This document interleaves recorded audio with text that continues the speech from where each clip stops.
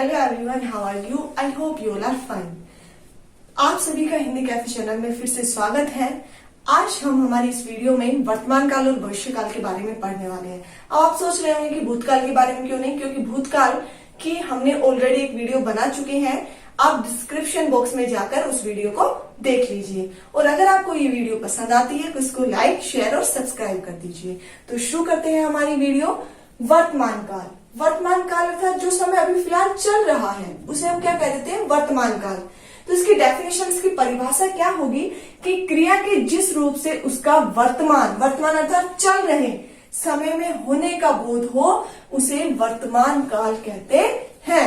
उदाहरण, मैं आपको पढ़ा रही हूं, आप मुझसे पढ़ रहे हैं। ये प्रेजेंट टाइम चल रहा है, वर्तमान काल चल रहा है। नहीं है कि आप मेरी वीडियो देख रहे हैं, तो जो ये समय है वो कौन सा है? वर्तमान काल है। तो अब बात आती है वर्तमान काल के भेद। वर्तमान काल के कितने भेद होते हैं? 5 भेद होते हैं। कौन कौन से? सामान्य वर्तमान काल, पूर्ण वर्तमान काल, अपूर्ण वर्तमान काल, संदिग्ध भूत वर्तमान काल और संभाव्य वर्तमान काल। अपूर्ण वर्तमान काल को हम तात्कालिक वर्तमान काल भी कह सकते हैं, इसलिए आपको कंफ्यूज नहीं होना है। अपूर्ण और तात्कालिक दोनों एक ही है, ठीक है। तो हमारा वर्तमान काल का जो पहला भेद है वो है सामान्य वर्तमान काल। क्रिया के जिस रूप से वर्तमान काल में कार्य का करना सामान्य रूप में पाया जाता है, बिल्कुल नॉर्मली रूप में, वहां क्या होता है? सामान्य वर्तमान काल होता है। उदाहरण देखिए, नव्या हिंदी पढ़ती है। नव्या हिंदी पढ़ती है, ठीक है ना। तो जो उसका हिंदी पढ़ने का कार्य वो बिल्कुल सामान्य रूप में दिखाई दे रहा है कि वो क्या कर रही है? हिंदी पढ़ती है। पुलिस गश्त लगाती है। ताहती है, ते है जहां आ जाए वहां कौन सा हो जाएगा? सामान्य वर्तमान काल। ट्रिक रूप में आप ये याद रख लेना। सेकंड है पूर्ण वर्तमान काल। पूर्ण अर्थात पूरा, कि जहां पर वर्तमान काल का कोई भी कार्य पूरा होते हुए प्रतीत हो, कि हमें ऐसा लगे कि कार्य पूरा हो रहा है, वहां कौन सा काल होता है? वहां पर पूर्ण वर्तमान काल होता है। उदाहरण देखिए, राकेश ने स्नान कर लिया है। जो स्नान करने का जो कार्य था उसका पूरा हो गया है, स्नान कर लिया है।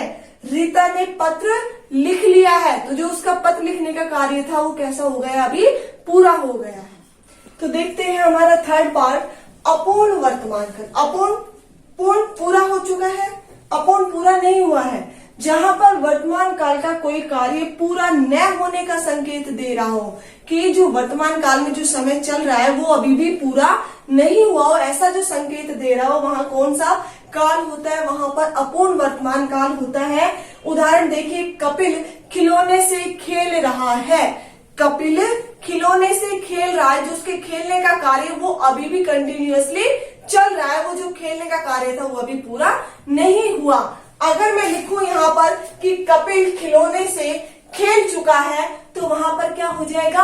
पूर्ण वर्तमान काल। लेकिन मैंने यहाँ पर क्या लिखा है कि जो कपिल है वो खिलौने से खेल रहा है, उसका कार्य अभी पूरा नहीं हुआ है।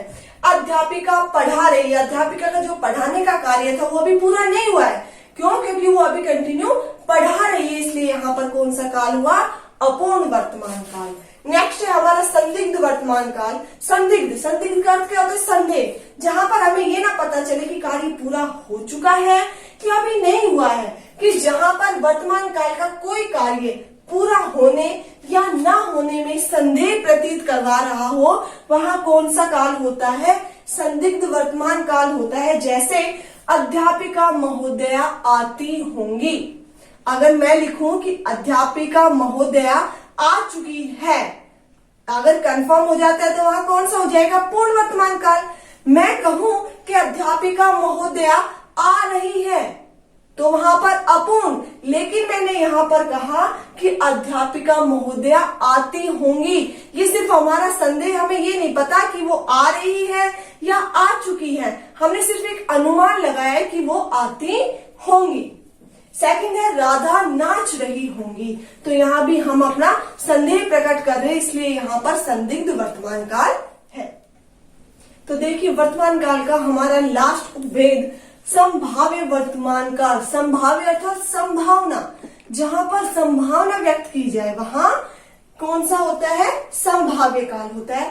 अब बात आती है वर्तमान वर्तमान काल की। तो जहां पर वर्तमान काल के किसी कार्य में अभी अभी पूरा होने की संभावना हो, कि कार्य अभी अभी पूरा हो लेकिन क्या हो, सिर्फ उसमें संभावना हो, वहां संभाव्य वर्तमान काल होता है।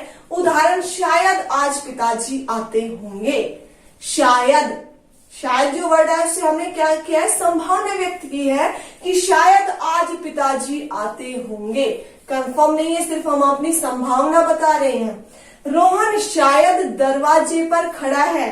तो जो ये शायद शब्द है, इससे संभावना व्यक्त की जा रही है और कार्य वर्तमान काल में हो रहा है, इसलिए यहां पर संभाव्य वर्तमान काल हुआ।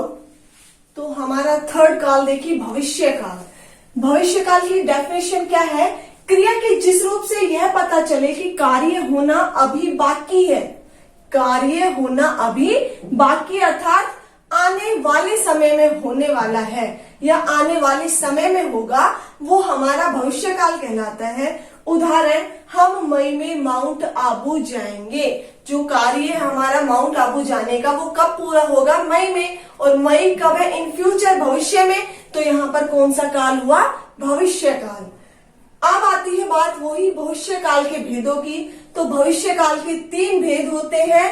कौन कौन से, फर्स्ट होता है हमारा सामान्य भविष्य काल, दूसरा संभाव्य भविष्य काल और तीसरा होता है हमारा हेतु हेतुमद भविष्य काल। तो मैं आपको फिर से एक बार रिवाइज करवा देती हूँ। जो भूतकाल होते हैं उसमें 6 उपभेद होते हैं, वर्तमान काल में 5 और जो भूतकाल है वो उसमें कितने होते हैं, 3। तो एक ट्रिक, अगर आपको याद नहीं होता है कि तीनों में, आप कंफ्यूज हो जाते हो कि यार भूतकाल में 5 थे या 6 थे, अगर ऐसी फीलिंग आए तो एक फॉर्मूला आप लर्न कर लीजिएगा, 653। भूतकाल सबसे पहले आता है, आपको पता है, ये बीता हुआ समय, फिर जो चल रहा है और फिर जो आने वाला है। बीते हुए समय में 6, चल रहा है 5 और आने वाला है 3। क्लियर।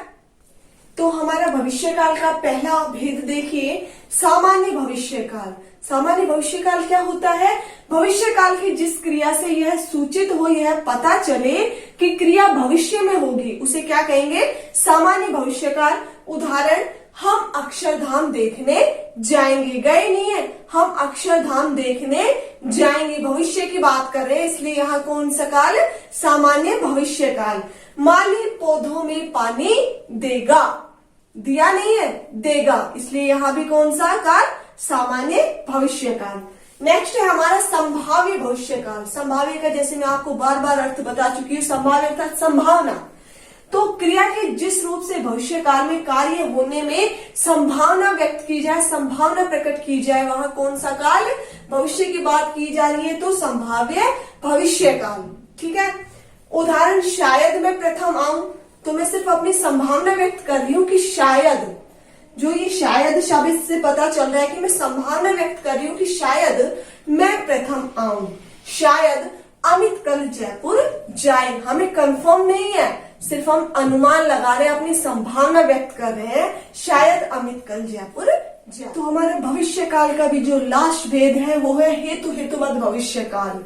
जैसा कि मैंने आपको बताया था, ये जो हेतु हेतुमद भविष्य काल है, जो हेतु हेतुमद है, वो भूतकाल का भी एक पार्ट होता है और भविष्य काल का भी।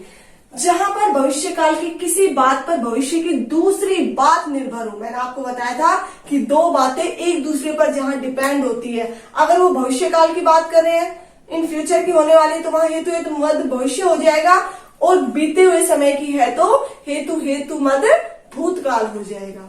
तो यहाँ है कि जहां पर भविष्य काल की किसी बात पर भविष्य की दूसरी बात निर्भर हो, वहां हेतु हेतुमद भविष्य काल होता है। उदाहरण, यदि मयंक को छात्रवृत्ति मिल जाए तो वह आगे पढ़ सके या आगे पढ़ सकेगा। उसका जो पढ़ने का कार्य है इन फ्यूचर, वो किस पर डिपेंड है, छात्रवृत्ति मिलने पर। तो जो ये 2 कार्य एक दूसरे पर डिपेंड हो गए, और टाइम कौन सा शो कर रहा है, इन फ्यूचर का, भविष्य का, इसलिए यहाँ पर हेतु हेतुमद भविष्य काल है। नेक्स्ट एग्जाम्पल, यदि आपको नौकरी मिल जाए तो आपकी शादी जल्दी हो जाए। अगर आपको नौकरी नहीं मिली, कई बंदों की तो हो जाती है, ऐसा मत सोचना कि हमारी हो गई है, लेकिन कई बंदों की शादी जॉब पर ही डिपेंड रह जाती है। तो यदि इन फ्यूचर में उन्हें नौकरी मिल जाएगी तो उनकी शादी भी जल्दी हो जाएगी। इसलिए ये भी किसका एग्जाम्पल है, हमारा हेतु हेतु मत भविष्य काल का। Thank you.